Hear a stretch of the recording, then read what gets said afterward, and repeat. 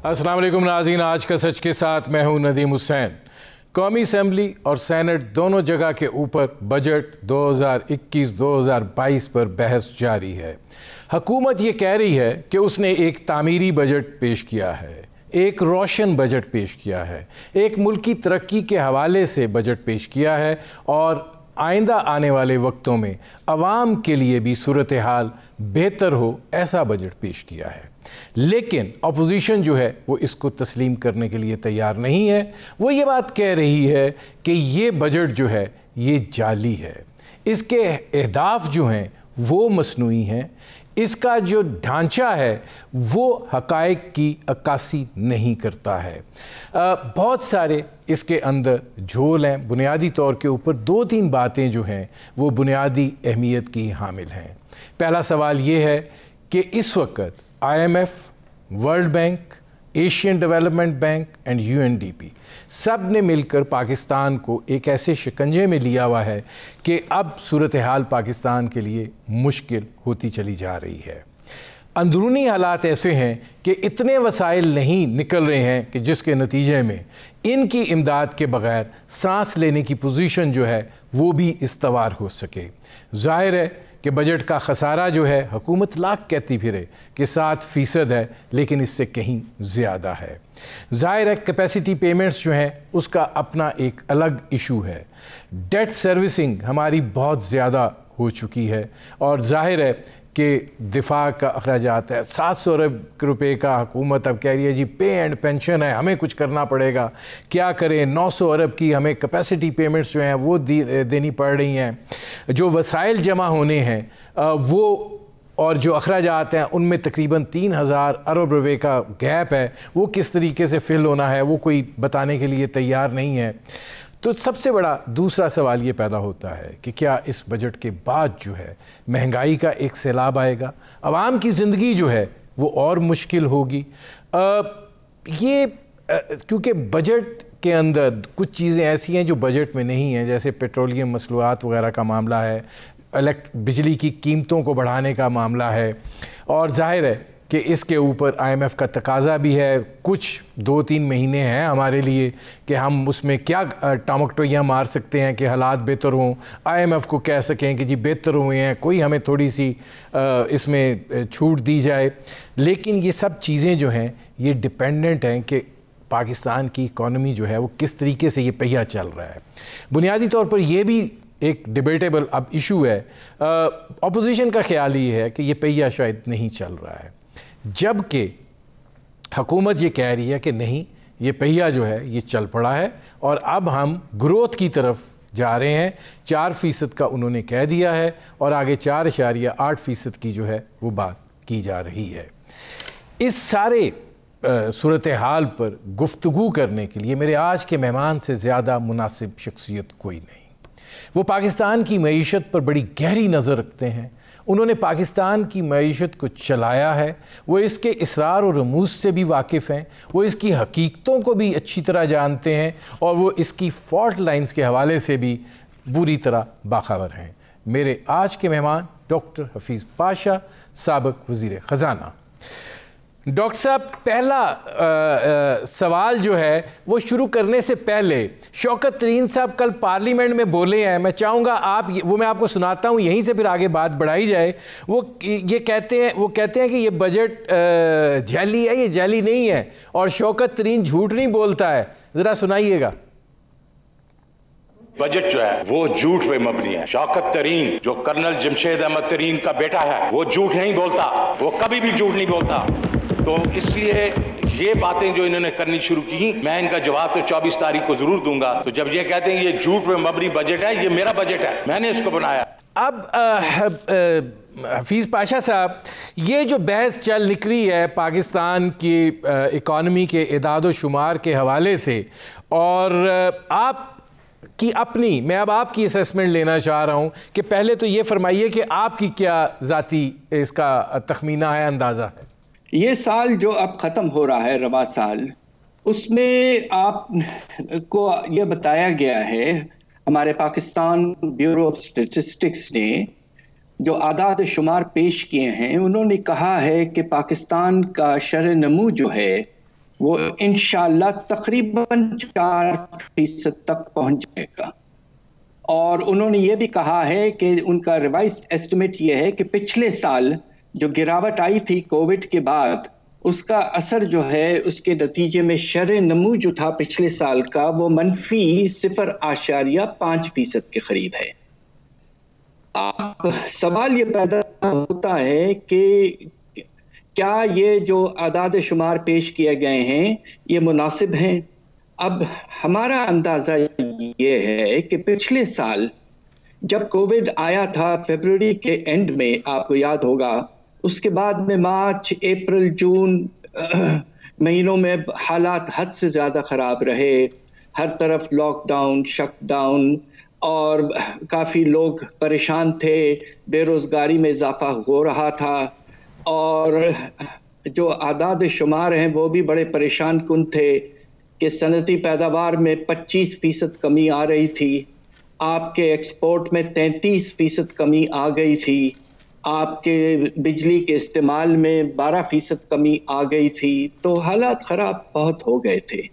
ہمارا اندازہ یہ ہے کہ جو شرح نمو پچھلے سال بتائی گئی ہے کہ کمی صرف منفی 0.5% ہے، وہ ذرا کم بتایا ہے پی بی ایس نے.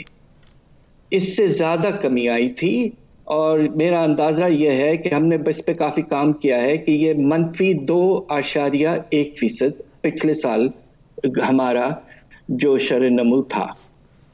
اس کے برعکس اس سال جو 4% کہہ رہے ہیں وہ انشاءاللہ ہوگا. اور اس کی سب سے بڑی وجہ یہ ہے کہ جسے ہم، اگر آپ اجازت دیں تو میں انگریزی کا ایکسپریشن استعمال کروں، لو بیس ایفیکٹ. تو یعنی کہ اصل میں جب اگر پچھلے سال 2% کمی آئی تھی اور اس سال 4% اضافہ بتایا جا رہا ہے، تو آپ دونوں سال ملا لیں تو صرف 2% کا اضافہ ہے. اور اس سائنس جو ہیں جو ہمیں نظر آ رہے ہیں تھوڑے سے ملے جلے ہیں. آپ کے فصلیں اچھی ہوئی علاوہ کپاس کے، دوسری طرف آپ کے صنعتی پیداوار میں اچھا اضافہ ہے، مگر وہ اس کی سب سے بڑی وجہ یہ ہے کہ ان مہینوں میں پچھلے سال 25% کمی آ چکی تھی صنعتی پیداوار میں. ایک چیز جو البتہ تھوڑی سی پریشان کن ہے، اور وہ یہ ہے کہ پاکستان بیورو آف اسٹیٹسٹکس کہہ رہا ہے کہ پچھلے سال انویسٹمنٹ جو تھی ہمارے پرائیویٹ سیکٹر کی وہ گر گئی تھی. تو خیال یہ تھا کہ اس سال اس میں اضافہ ہونا چاہیے، خاص طور پہ جبکہ پاکستان کے ہمارا جو سینٹرل بینک ہے، اسٹیٹ بینک آف پاکستان، ماشاءاللہ بڑے اچھے انہوں نے فائنینسنگ پیکیجز لائے تھے، اور ایک فیسلٹی جسے ہم ٹرف کہتے ہیں خاص طور پہ، اس سے لونز مل رہے تھے اچھے ٹرمز پر مشینری وغیرہ کی امپورٹ کے لیے. مگر اس کے باوجود جو حیرت انگیز بات ہے وہ یہ ہے کہ آپ کا جو پاکستان بیورو آف اسٹیٹسٹکس کہہ رہا ہے کہ انویسٹ ہوا ہے اس سال، رواں سال 2% کے لگ بھگ کمی آئے گی. تو یعنی کہ ریکوری جو ہے، جو آگے بڑھنے کا راستہ ہے، وہ تو اس کی طرف ہم چل پڑے ہیں، مگر پوری طور پر ریکوری ابھی تک مکمل نہیں ہوئی ہے. اچھا، اس میں ڈاکٹر حفیظ پاشا صاحب یہ فرمائیے گا کہ ظاہر ہے شوکت ترین صاحب جو ہیں وہ یہ بات بھی کر رہے ہیں کہ ایک طرف یہ بات کہی جا رہی ہے کہ پاکستان جو ہے اس کی گندم کی فصل، اس کی گنے کی فصل، اس کی چاول کی فصل، یہ فصلیں بڑی زبردست ہوئی ہیں. ظاہر ہے کاٹن کے اندر دھچکا ہے، لیکن دوسری طرف یہ بات کہی جا رہی ہے کہ پاکستان جو ہے وہ فوڈ یعنی خوراک کی جو اجناس ہیں ان کا نیٹ امپورٹر بن کر رہ گیا ہے. وہ یہ بات کہہ رہے ہیں کہ 70% دالیں جو ہیں ہم امپورٹ کر رہے ہیں، اور اب آج ہی کابینہ نے 10 لاکھ ٹن گندم جو ہے اس کو امپورٹ کرنے کی منظوری دی ہے. مطلب آپ یہ جو تضاد ہے یہ ذرا آپ سمجھائیں گے کہ یہ کیسے ہے؟ اور دوسرا یہ تو پھر ایک مہنگائی کا سیلاب آئے گا ڈاکٹر صاحب، اور حکومت تو اتنی بے حس ہے کہ وہ تو یہ بات کہہ رہی ہے کہ جناب ہم نے یہ سارا کچھ امپورٹ کرنا ہے، بین الاقوامی قیمتیں زیادہ ہیں، جو قیمت آئے گی اس حساب سے دو. بات یہ ہے کہ یہ جو ذکر کر رہے ہیں ہمارے وزیر خزانہ کہ پاکستان نیٹ امپورٹر بن گیا ہے کھانے پینے کی چیزوں کا، ایگریکلچرل امپورٹس جسے ہم کہتے ہیں، بات یہ ہے کہ یہ سلسلہ کوئی 15-20 سال پہلے سے شروع ہو چکا تھا، مگر اس سال جو گیپ آیا ہے، یعنی کہ جو خسارہ آیا ہے ہمارے زرعی امپورٹ اور ایکسپورٹ میں، اس کی بہت بڑی وجہ یہ ہے کہ آپ نے اس سال تاریخ میں پہلی دفعہ، پاکستان کی ہسٹری میں پہلی دفعہ 3 چیزیں ایک وقت پہ امپورٹ کی ہیں۔ ایک، آپ نے کپاس تو تقریباً 60 سے 70 لاکھ بیل آپ امپورٹ کر رہے ہیں، دوسری طرف آپ جو ہے گندم کو بھی آپ 3 ملین ٹن تک لے جائیں گے امپورٹ، اور چینی کی 3-4 لاکھ ٹن کی امپورٹ تو آپ کر رہے ہیں۔ تو ایک وقت پہ یہ پہلی دفعہ ہے تاریخ میں کہ آپ کا جو امپورٹ ہے ایگریکلچرل، اس میں یہ 3 چیزیں ایک وقت پر آپ امپورٹ کر رہے ہیں، تو یہ ایک طرح سے بہت پریشان کن ہے۔ اور اس کی بہت بڑی وجہ یہ ہے کہ پچھلے سال کے فصل جو تھے وہ اچھے نہیں تھے۔ رواں سال البتہ کہہ رہے ہیں کہ ریکارڈ ہمارا پروڈکشن ہوا ہے گندم میں، اور ماشاءاللہ شوگر کین میں سیکنڈ ہائیسٹ ہے، اور میز میں ہائیسٹ ہے، رائس میں بھی ماشاءاللہ بہت اضافہ ہے۔ مگر اب یہ دیکھنا ہے کہ اس آنے والے سال میں کیا آپ کی امپورٹ زرعی شعبے کی چیزوں کی کم ہو جائے گی۔ اگر واقعی کم ہوتی ہے تو پھر ہم کہہ سکیں گے کہ واقعی اس سال جو آپ کے فصل ہوئے ہیں وہ ماشاءاللہ بہت اچھے ہوئے ہیں۔ سب سے اہم سوال اس وقت یہ ہے کہ کپاس کے پیداوار کی کیا پوزیشن رہے گی۔ اگر یہ پھر سے 60 لاکھ بیل تک پھنس جائے، جبکہ ایک وقت اللہ کے فضل سے ایسا تھا جب پاکستان 1,40,00,000 بیل پروڈیوس کرتا تھا، کیا وہ 60 لاکھ بیل سے ہم اوپر آئیں گے؟ اگر آئیں گے تو حالات کچھ بہتری کی طرف یقیناً جا سکتے ہیں۔ ڈاکٹر صاحب یہ فرمائیے گا کہ آپ جیسے اگلے سال کی بات کر رہے ہیں، دیکھیے گزارش یہ ہے کہ مان لیا کہ یہ 15-20 سال کا سارا کیا دھرا ہے، لیکن اگر آپ یہ بات کر رہے ہیں کہ اس سال ہماری گندم کی فصل اچھی ہوئی ہے، اس سال ہمارے گنے کی فصل اچھی ہوئی ہے، اس سال ہمارے چاول کی فصل اچھی ہوئی ہے، تو دوسری طرف جب ہم بات کر رہے ہیں 30 لاکھ میٹرک ٹن گندم امپورٹ کرنے کی، اسی طرح کاٹن کو منگوانے کی، اسی طرح کوئی 3 لاکھ ٹن چینی منگوانے کی، تو جب اتنا امپورٹ بل ہے اور یہ جو فصل ہوئی ہے زیادہ، کیا یہ اس کو مارجنلائز نہیں کرے گی؟ اور کیا ہمارا امپورٹ بل پہ کوئی اثر پڑے گا کہ نہیں یہ ہمیں منگوانا ہے؟ کیونکہ پھر اس سے آگے سوال جڑا ہوا ہے۔ بات یہ ہے کہ آپ یہ کہہ رہے ہیں کہ اللہ کے فضل سے ہمارا جو گندم کی فصل ہے وہ جسے کہتے ہیں 27 یعنی کہ 27 ملین ٹن کے قریب انشاءاللہ ہو جائے گی، اور یہ ریکارڈ ہے۔ ہمارا جو اس وقت استعمال ہے گندم کا پاکستان میں، وہ تقریباً اس سال اور آنے والے سال میں یہ میرا اندازہ یہ کہ 29 یا 31 کے قریب پہنچ سکتا ہے ملین ٹن کے، تو اس لیے آپ کو 2 ملین ٹن تک شاید امپورٹ کرنا پڑے۔ مسئلہ جو اصل میں ہے جس کا میں نے ذکر کیا ہے کہ کپاس کی امپورٹ کتنی کرنی پڑے گی، کہیں ایسا نہ ہو کہ پھر سے 60-70 لاکھ بیل امپورٹ کرنے پڑیں۔ اور اس وقت ہو یہ رہا ہے کہ چونکہ آپ کے دنیا بھر میں حالات بہتر ہو رہے ہیں، ویکسین کا استعمال بے پناہ ہو چکا ہے، اور ہماری جو ورلڈ اکانومی ہے وہ آگے بڑھ رہی ہے، تو قیمتوں میں اضافہ ہو رہا ہے، کپاس کی قیمتوں میں بھی اضافہ ہوا ہے، آپ کے گندم کی امپورٹ کی قیمت بھی بڑی ہے۔ تو اس لیے اگرچہ آپ کی کوانٹٹی کچھ کم ہوتی ہے، اس کے باوجود امپورٹ آپ کا زیادہ اس لیے رہنے کا خطرہ ہے کہ قیمتیں بڑھ گئی ہیں۔ تو اس سال شاید ہمارا جو امپورٹ ہے ایگریکلچرل آئٹمز کا، اس میں کوئی نمایاں طور پر کمی نہیں آئے گی، اور وہ بوجھ قائم رہے گا۔ اچھا ڈاکٹر صاحب یہ فرمائیے گا، اب اس سے جو جڑا ہوا سوال ہے کہ بہت زیادہ کرنٹ اکاؤنٹ ڈیفیسٹ کی بات کی جاتی تھی. شوکت ترین صاحب نے بھی فرمایا کہ جناب سب سے بڑا کرنٹ اکاؤنٹ ڈیفیسٹ 2018 میں جو ہے وہ یہ آنے کی بات کر رہے تھے, لیکن اب جو ہے ہم اس صورتحال کے اندر ذرا بہتری کی طرف جائیں گے. یہ ذرا شوکت ترین صاحب کا سنائیے گا 2018 کا جو کرنٹ اکاؤنٹ ڈیفیسٹ کی وہ بات کر رہے ہیں. مجھے یہ بتائیں کہ اگر اتنے ہی اچھے سہانے دور تھے تو یہ تو 2018 کے بیچ میں ہی لوگوں نے کہہ دیا تھا کہ ایک بہت بڑا کرنٹ اکاؤنٹ ڈیفیسٹ آ رہا ہے. 20 ارب ڈالر کا کرنٹ اکاؤنٹ ڈیفیسٹ ہے, 18 میں آیا ہے, پی ٹی آئی کی حکومت میں نہیں آیا. تو اس وقت یہ کہاں پہ بیٹھے ہوتے.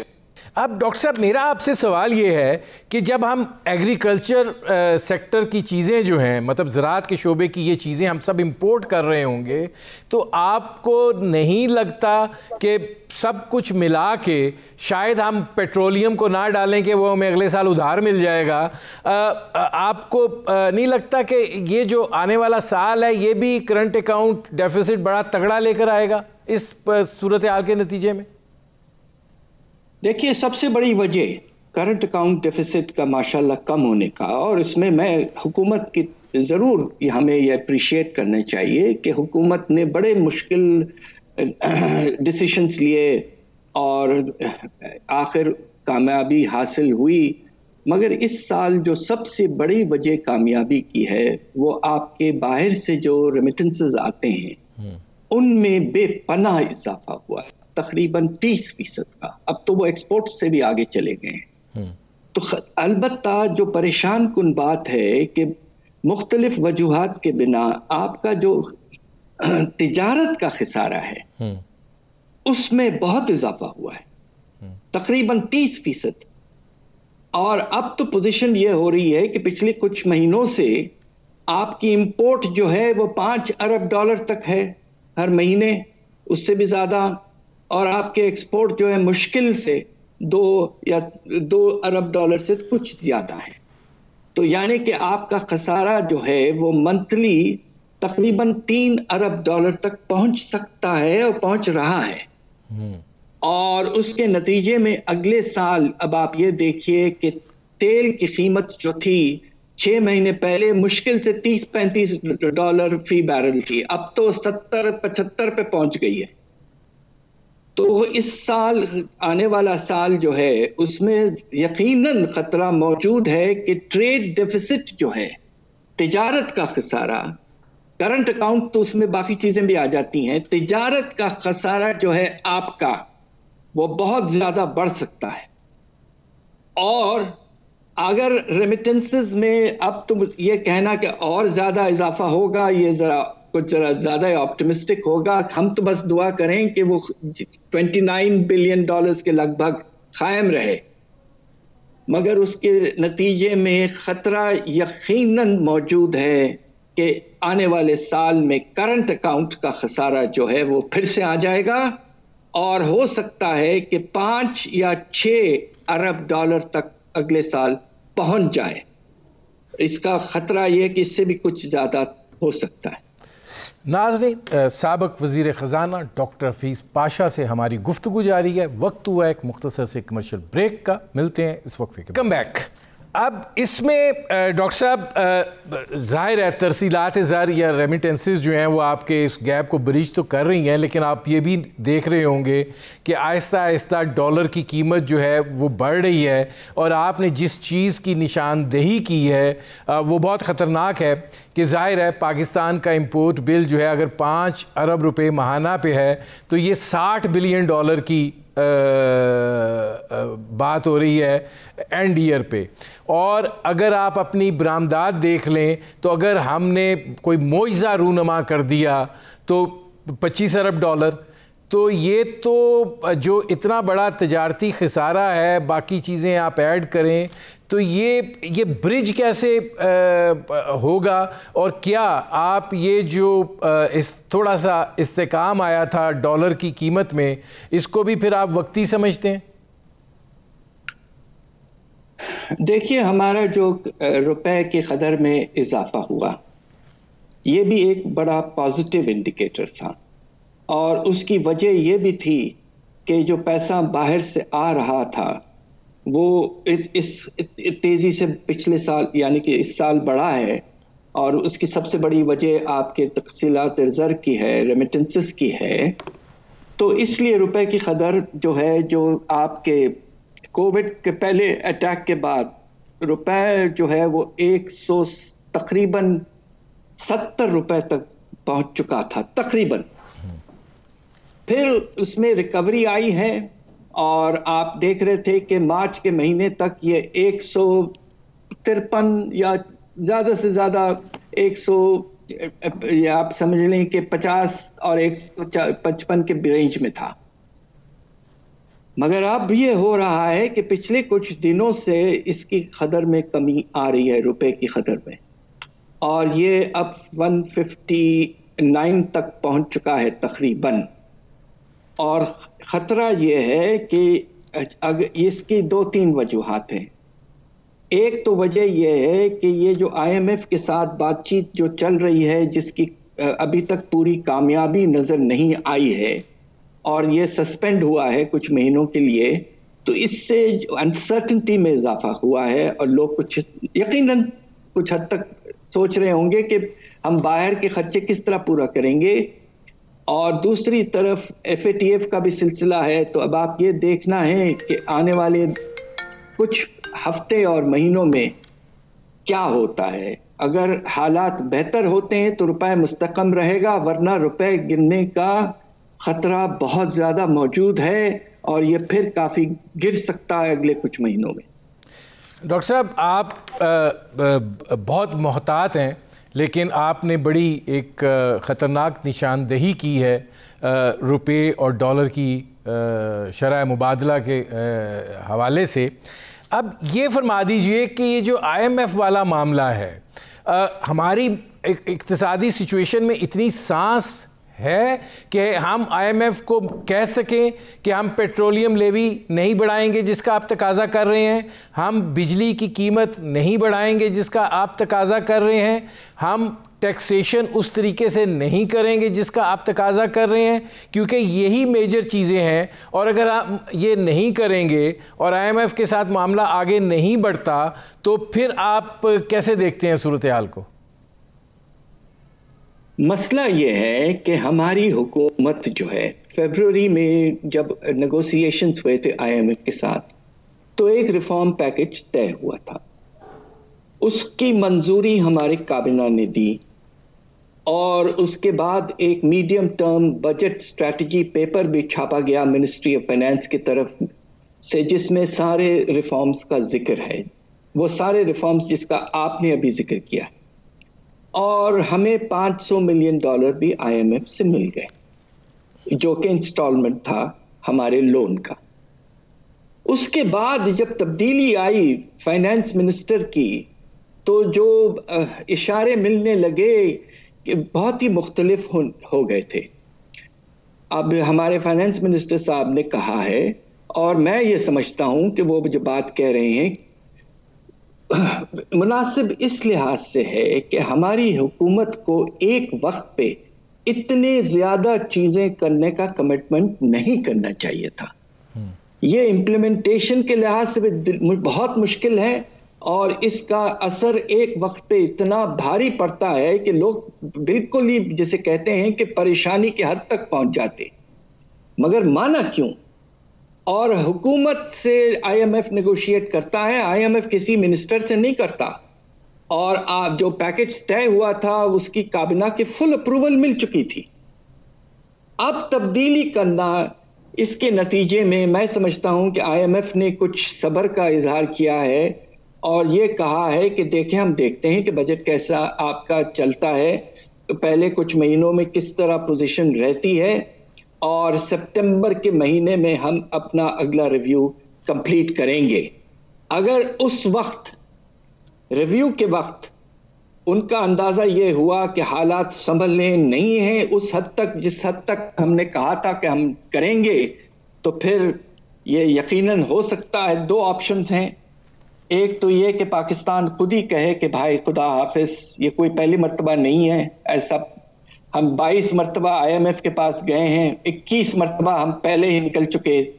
ایک ہی مرتبہ ہم نے پورا پروگرام پورا کیا، وہ پچھلی حکومت کا تھا PMLN کا. تو ایسا ہو سکتا ہے کہ ہم ان سے خود کہہ دیں کہ بھائی یہ سب چیزیں اب ہم نہیں کر سکتے، ہم اپنا راستہ خود ڈھونڈیں گے. دوسری طرف IMF خود سسپینڈ کر دے گا پروگرام کو.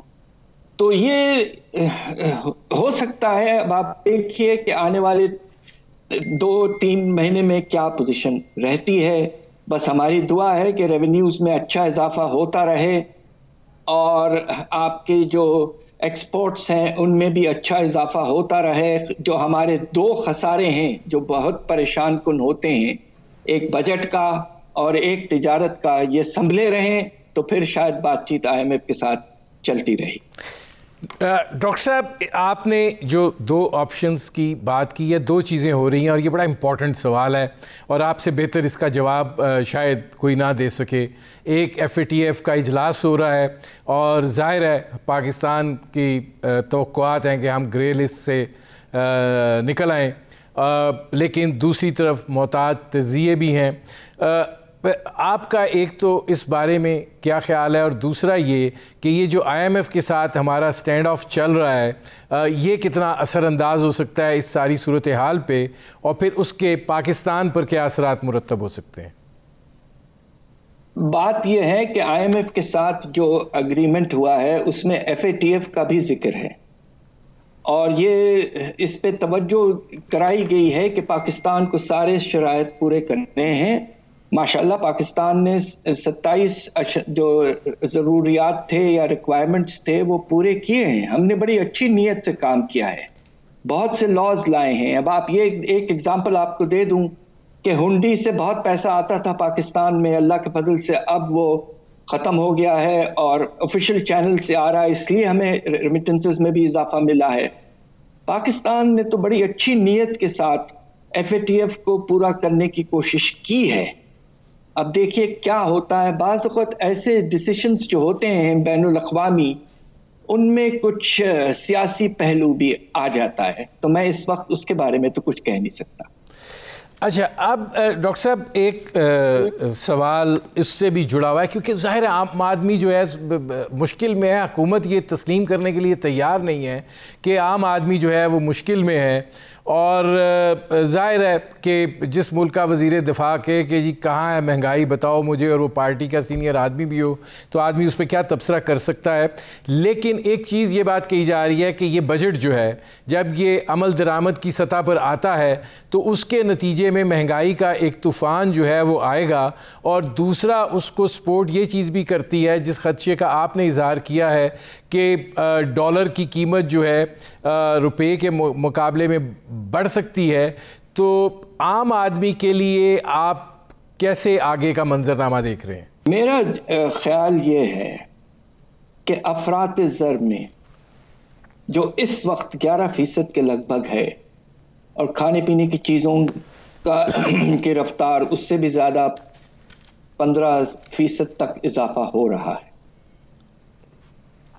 مجھے افسوس سے کہنا پڑتا ہے کہ میری جو ریسرچ ہے اور انالیسس ہے اس کے تحت مجھے مجبوراً کہنا پڑ رہا ہے کہ افراط زر میں کمی کی گنجائش بہت کم ہے. خطرہ موجود ہے کہ اس میں کچھ اور اضافہ ہو سکتا ہے. اس کے کیا وجوہات ہیں؟ سب سے پہلے جس طرح ہم نے پہلے بات کر چکے ہیں، ہم باہر کی قیمتوں میں بہت اضافہ ہوا ہے. اب بجلی کی قیمت تیل کی قیمت جو ہے وہ $35 سے $75 تک پہنچنے کا خطرہ ہے. دوسری طرف آپ کا جو پام آئل کی امپورٹ ہے اس کی قیمت تقریباً 50% بڑھ گئی ہے. آپ کے جو دال ہیں ان کی قیمتیں 10 سے 12% بڑھ گئی ہیں اور بڑھنے کا خطرہ موجود ہے. ایک تو باہر سے جسے ہم امپورٹڈ انفلیشن ہے وہ زیادہ ہونے کا آنے والے سال میں خطرہ موجود ہے. دوسری طرف جو آپ نے بجٹ میں جو آپ نے چیزیں کہی ہیں اس میں سب سے زیادہ جو افراط زر پر اثر کر سکتا ہے وہ ہے پیٹرولیم لیوی میں اضافہ. پچھلے کچھ مہینوں سے جب باہر کی تیل کی قیمت بڑھ رہی تھی تو حکومت قیمت بڑھانے کی کوشش نہیں چاہتی تھی کہ ہو، تو اس لیے انہوں نے پیٹرولیم لیوی کو بہت کم کر دیا تھا. اب وہ 4-5 روپے فی لیٹر پہ ہے اور ہمیں 25 سے 30 روپے فی لیٹر پہ لے جانا پڑے گا اگر ہم اپنا ٹارگٹ 610 ارب کا اگلے سال کا پیٹرولیم لیوی کا حاصل کر پائیں گے. اس سے بہت زیادہ افراط زر پہ اثر پڑتا ہے. ہر چیز کی ٹرانسپورٹ کاسٹ بڑھ جاتی ہے اور خاص طور پہ کھانے پینے کی چیزوں میں بہت اضافہ ہوتا ہے. تو یہ دوسرا خطرہ موجود ہے. تیسرا روپے کی قدر میں کمی جس کا ذکر ہو چکا ہے. چوتھی بات جو ہے جو کچھ ایک لحاظ سے پچھلے دنوں واضح ہونا شروع ہوئی ہے اور وہ یہ ہے کہ بجٹ میں جو خسارہ ہے، فیڈرل گورنمنٹ ابھی بھی اپنا بجٹ جب پیش کر رہی ہے تو خسارہ جو وہ بتا رہے ہیں بجٹ ڈیفیسٹ کا وہ لگ بھگ 4000 ارب کا بتا رہے ہیں فیڈرل گورنمنٹ کا خسارہ. اس خسارے کو پورا کرنے کے لیے آپ کو بینکوں سے پیسے لینے پڑیں گے. اس کے نتیجے میں کرنسی میں سپلائی میں اضافہ ہوگا اور منی سپلائی میں جب اضافہ ہوتا ہے تو اس سے قیمتوں پر بہت جلد اثر پڑنا شروع ہو جاتا ہے. تو تقریباً 4 چیزیں ایسی ہیں جس کے نتیجے میں خیال مجھے آ رہا ہے، مجبوراً کہنا پڑ رہا ہے کہ افراط زر میں کوئی کمی نہیں آئے گی شاید، البتہ اس میں کچھ اضافہ ہو سکتا ہے. ڈاکٹر صاحب، بعض دفعہ آپ یہ بات کہتے ہوتے ہیں کہ میں ذرا کھلی بات کر دوں. میں آپ سے اب آپ ہی کے الفاظ میں پوچھنا چاہ رہا ہوں کہ ذرا کھلی بات کرتے ہوئے، مطلب لوگ آپ کو سن رہے ہیں اور سنتے ہیں، آپ کے فگرز کو کوٹ کیا جاتا ہے، آپ کی بات کو وزن دیا جاتا ہے، کہ کیا اگر میں آپ سے کہوں کہ کھلے لفظوں میں جو آپ کہتے ہیں بات کر دوں، اس بجٹ کے بعد ہم مہنگائی کا پھر طوفان مد نظر رکھیں، یہ بات جو ہو رہی ہے یہ درست ہے؟ دیکھیں، طوفان کا لفظ تو خیر بہت سٹرونگ ہے، مگر جب آپ کا خسارہ 4000 ارب ہے اور آپ نے جو ایف بی آر کا ٹارگٹ رکھا ہے 5800 ارب سے بھی زیادہ، وہ بڑے مشکل سے آپ حاصل کر پائیں گے، اس لیے کہ اس کے لیے آپ کو 24% اضافہ دکھانا پڑے گا جو ہم تاریخ میں کبھی دکھا نہیں پائے. دوسری طرف آپ کے جو مختلف خرچے ہیں ان میں بھی اضافہ ہوتا رہے گا اور خطرہ یہ بھی موجود ہے کہ جو اس وقت آفیشلی جو بجٹ ایسٹیمیٹ ہے خسارے کا فیڈرل لیول پہ وہ 4000 ارب کے قریب ہے اور امید یہ ہے کہ ہمارے صوبے ماشاءاللہ 570 ارب کا سرپلس دے دیں گے. ابھی تک جو بجٹ 4 آ چکے ہیں چاروں پروونسز کے، اس کے نتیجے میں تو سرپلس مشکل سے 100 ارب کا بھی نہیں لگ رہا ہے. تو اس طرح ہر طرف سے کچھ کمی نظر آ رہی ہے. ریونیوز میں اتنا اضافہ شاید نہ ہو پائے اور خطرے یہ بھی ہے کہ جو آپ کے خرچے ہیں ان میں اگرچہ آپ نے ڈیولپمنٹ اسپینڈنگ کو کم کیا جو آپ 900 ارب پہ لے کے گئے ہیں، تو پھر جو آپ کی اسٹریٹجی ہے کہ ہم معاشی حالات میں تیز رفتاری لانا چاہتے ہیں، وہ جو ہے وہ اسٹریٹجی کافی حد تک فیل ہو جاتی ہے. تو اس لیے ہمیں پریشانی یہ ہے کہ اس سال خسارہ جو ہے وہ بہت بڑھ سکتا ہے اور اگر بڑھتا ہے اور منی سپلائی میں اس کے نتیجے میں 18 سے 20% اضافہ سال میں ہوتا ہے تو ایک تو یہ ہے منی سپلائی کا اثر، بہت پیسہ کم چیزوں کے پیچھے بھاگ رہا ہے. دوسری طرف آپ کے قیمتوں میں اس لیے اضافہ، جس طرح میں نے کہا کہ ٹرانسپورٹ کاسٹ میں اضافہ، خدا نخواستہ اگر آپ کو بجلی میں بھی کچھ تھوڑا بہت اضافہ کرنا پڑے نرخوں میں، تو دیکھیے میں مجبوراً مجھے کہنا پڑ رہا ہے کہ حالات کم از کم افراط زر کے لحاظ سے ان کا بہتر ہونا، اللہ چاہے تو ہر چیز ہو سکتی ہے، مگر اس وقت لگ یہ رہا ہے کہ افراط زر میں کوئی کمی نہیں آئے گی اور خطرہ موجود ہے کہ کچھ اضافہ تک ہو سکتا ہے. ڈاکٹر صاحب، آپ یہ بات کہہ رہے ہیں کہ 4000 ارب روپے تک یہ وفاقی حکومت کا خسارہ ہے، دوسری طرف جو پچھلے سال کا ٹارگٹ تھا محصولات کا وہ 4,800 ارب روپے تھا. شنید یہ ہے، شنید کیا مطلب خود وزیر خزانہ ہی فرما رہے تھے کہ 4,500 تک ہم پہنچ جائیں گے. 300 ارب روپے کا ادھر سے شارٹ فال آ رہا ہے. اچھا، آپ 5,820 ارب روپے کا آپ نے اگلے سال کے لیے کر دیا ہے. تقریباً 1,300 ارب روپے کا یہ کوانٹم جمپ آ جاتا ہے. تو یہ خسارہ کیسے پورا ہوگا؟ اور یہ جو کوانٹم جمپ ہے تقریباً 1,300 ارب روپے کی آپ نے چھلانگ لگانی ہے سر، یہ کیسے ممکن ہوگا؟ بجٹ میں جو آپ نے ٹیکسیشن بڑھانے کے پروپوزلز لائے ہیں، وہ مجھے افسوس سے یہ کہنا پڑتا ہے کہ زیادہ تر وہ انڈائریکٹ ٹیکسز، یعنی کہ ایسے ٹیکسز، سیلز ٹیکس میں آپ کی امید یہ ہے، آپ کو حیرت ہوگی سن کر، کہ اگلے سال سیلز ٹیکس کی ریونیو میں 30% اضافہ، حیرت انگیز اضافہ. البتہ انکم ٹیکس میں صرف 22% اضافہ. تو رجحان تو آپ کا انڈائریکٹ ٹیکسز کی طرف چلے گیا ہے. اور انڈائریکٹ ٹیکس کی خصوصیت یہ ہے کہ یہ قیمت بڑھاتے ہیں، یہ قیمت میں ان کو داخل کرنا پڑتا ہے. تو خطرہ اس لیے بھی زیادہ ہے، ایک تو آپ کا پورا ٹارگٹ جو ہے وہ بھی بہت زیادہ ہے، اور دوسرا جو آپ ٹارگٹ میں جس چیز پر آپ کا رجحان زیادہ ہے وہ انڈائریکٹ ٹیکسز پہ ہے.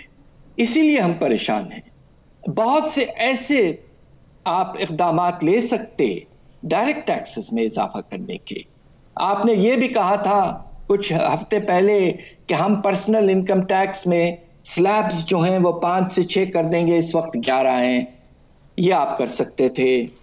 دوسرا، آپ یقیناً بہت سے اور چیزوں میں کوشش کر کے جو ہم نے امیر طبقے کو جو مختلف مراد دیے ہوئے ہیں وہ کچھ کم کر سکتے تھے آپ. مگر رجحان پتہ نہیں کیوں زیادہ انڈائریکٹ ٹیکسز کی طرف رہا ہے، اور اس کی نتیجے میں یقیناً سب سے بڑا خطرہ پیٹرولیم لیوی کا ہے. اگر آپ نے 25 سے 30 روپے آپ نے کر دیا لیوی کو، تو آپ کے موٹر اسپرٹ اور ہائی سپیڈ ڈیزل کے قیمتوں میں 20 سے 25% اضافہ ہو سکتا ہے. اور اگر ایسا اضافہ ہوا تو ہر چیز کی قیمت بڑھ جاتی ہے. اس لیے ہم پریشان ہیں کہ یہ بجٹ کے نتیجے میں افراط زر میں کمی نہیں آئے گی. ہو سکتا ہے اس میں، جس طرح میں پہلے کہہ چکا ہوں، کہ اضافہ ہو سکتا ہے. ڈاکٹر صاحب، 610 ارب پیٹرولیم لیوی یہ انہوں نے رکھی ہوئی ہے. اب یہ کان ادھر سے پکڑیں یا ادھر سے پکڑیں، آپ کو لگتا نہیں ہے یہ ان کو لگانی پڑے گی؟ اور پھر اگر انہوں نے لگائی، کیونکہ کمٹ کیا ہوا ہے، تو اگر ایک چیز آپ کمٹ کر گئے ہیں اور وہ آپ نے کرنی ہے، تو یہ تو پھر جو سینیریو ہے وہ تو بہت تشویشناک بن رہا ہے اس بجٹ کے بعد. اگر اور کوئی اس میں تبدیلی نہیں آتی، کوئی اس میں اور ایوولوشنری چیزیں نہیں آتی. یقیناً یہ میں آپ کو کہہ چکا ہوں کہ افراط زر بڑھنے کا خطرہ ہے. اگر آپ انڈائریکٹ ٹیکسز جیسے آپ نے سیلز ٹیکس اور پھر پیٹرولیم لیوی وغیرہ بڑھایا ہے نمایاں طور پر، تو خطرہ موجود ہے. اور باہر سے بھی قیمتیں بڑھ رہی ہیں. تو ایک وقت پہ یہاں ہم جو پالیسیز اڈاپٹ کر رہے ہیں اور دوسری طرف باہر سے افراط زر میں اضافہ، تو اب آپ سوچئے نا کہ کیا نتیجہ اس کا نکل سکتا ہے. اور مجھے افسوس سے کہنا پڑتا ہے کہ گنجائش کمی کی نہ ہونے کے برابر. ڈاکٹر صاحب، ایک آخری سوال ہے، اور آپ نے اس پہ کام بھی بہت کیا اور وہ فگر آپ کے کوٹ بھی بہت ہوئے. اب بے روزگاری کی سچویشن کیا ہے، اور کیا آپ کو اس وقت معیشت میں روزگار دکھائی دیتا ہے؟ ان اقدامات سے کوئی پیدا ہونے کی امکانات ہیں، یا یہ کہ نہیں مزید لوگ ہی بے روزگار ہوں گے؟ اللہ کے فضل سے اس سال ہمارا جو زرعی شعبے کی پیداوار میں جو اضافہ ہوا ہے، اس سے رورل ایریاز میں بے روزگاری میں یقیناً کچھ کمی آئی ہوگی، اور لوگوں کے آمدنی میں بھی اضافہ ہوگا، جس کا فائنانس منسٹر صاحب نے اپنے بجٹ سپیچ میں بھی ذکر کیا ہے. بالکل ہوا ہے. آپ نے اچھی قیمت دی، آپ نے کپاس کی یہ گندم کی قیمت آپ نے 30% بڑھا دی، تو اس کے نتیجے میں کچھ بہتری ہمارے ایسے علاقوں میں ہوا ہے جہاں زرعی پیداوار زیادہ ہے۔ دوسری طرف صنعتی پیداوار میں بھی اضافہ ہوا ہے، 9% ابھی تک، ہو سکتا ہے یہ سال اینڈ ہونے تک 12 سے 15% تک پہنچ جائے اضافہ، اس لیے کہ پچھلے سال پروڈکشن بہت گر گئی تھی تو وہ لو بیس افیکٹ کافی سٹرونگ ہوگا۔ مگر بات یہ ہے کہ اب آپ یہ سوچئے کہ آپ کا جو صنعتی پیداوار کا لیول ہے وہ 2017-18 کے لیول سے بالکل تھوڑا سا زیادہ ہے، یعنی کہ 3 سال میں کوئی خاص گروتھ نہیں ہوئی، تو روزگار میں تو اضافہ نہیں ہوا ہوگا اس لحاظ سے۔ اور ان 3 سال میں آپ یہ دیکھیے کہ سالانہ ہمارے ملک میں 20 لاکھ لوگ نئے ورکرز ہمارے لیبر فورس میں آتے ہیں، تو 3 سال میں 60 لاکھ ورکرز کا اضافہ ہو چکا ہے، اور روزگار میں صنعتی پیداوار میں خاص طور پہ کوئی خاص اضافہ نہیں ہوا ہے۔ اس لیے جو حالات ہیں وہ کچھ بہتر ہوئے ہیں بنسبت اس وقت کے جب پاکستان بیورو آف اسٹیٹسٹکس کہہ رہا تھا کہ پچھلے سال اپریل مئی کے مہینے میں تقریباً 2 کروڑ 30 لاکھ لوگ بے روزگار یا کم تنخواہ کی طرف چلے گئے ہیں۔ اس لحاظ سے تو بہت بہتر ہے، بہتر ہوا ہے، مگر بے روزگاری میں ابھی بھی کافی ہے لیول۔ ہمارا اندازہ یہ ہے کہ اس وقت بے روزگاری کا جو لیول ہے وہ لیبر فورس کا 12% ہے، یعنی کہ آپ کا انمپلائمنٹ ریٹ 12% کے لگ بھگ ہے، اور 2017-18 میں اس کا لیول تقریباً 6% تک تھا، تو یعنی کہ ابھی بھی جو آپ کا بے روزگاری کا لیول ہے وہ بہت زیادہ ہے، بہت زیادہ ہے۔ میرے پروگرام کا وقت ختم ہو رہا ہے، بہت شکریہ ڈاکٹر حفیظ پاشا صاحب۔ ناظرین، یہ تھے سابق وزیر خزانہ ڈاکٹر حفیظ پاشا، آپ نے ان کی گفتگو سنی۔ اب تک کے لیے اتنا ہی، اجازت دیجیے، اللہ حافظ۔